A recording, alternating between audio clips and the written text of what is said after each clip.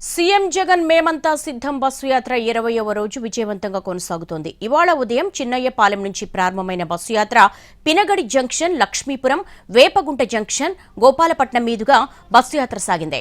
మధ్య మధ్యలో ఆగుతూ జనం సమస్యలు వింటూ ముందుకు సాగుతున్నారు సీఎం జగన్. తమ సమస్యలు చెప్పుకునేందుకు వచ్చిన వారిని దగ్గరకు పిలిపించుకుని మాట్లాడుతున్నారు.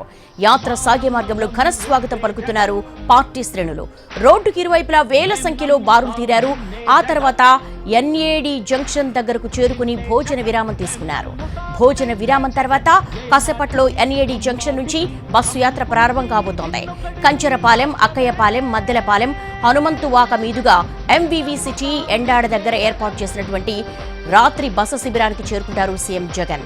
మరోవైపు బస్సు యాత్రలోని సీఎం జగన్ సమక్షంలో టీడీపీ, జనసేన నుంచి చేరికలు కొనసాగుతున్నాయి.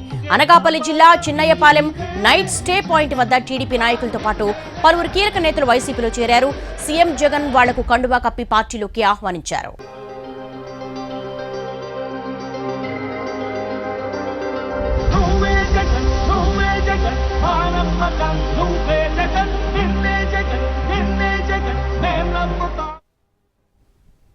ఈ నెల 26 లేదా 27 తేదీల్లో వైసీపీ మేనిఫెస్టో విడుదల చేసే అవకాశం ఉంది.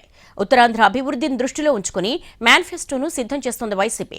మేనిఫెస్టోలో పొందుపరిచే అంశాలను ఫైనలైజ్ చేయడంపై తుది కసరత్తు జరుగుతోంది. ప్రస్తుతం విశాఖ జిల్లాలో బస్సు యాత్ర చేస్తున్న సీఎం జగన్ రేపు పార్టీ కీలక నేతలతో సమావేశం కానున్నారు. రేపు మేనిఫెస్టోను ఖరారు చేయనున్న సీఎం జగన్ ఈ నెల 26 లేదా 27 తేదీల్లో విడుదల చేయనున్నారని తెలుస్తోంది.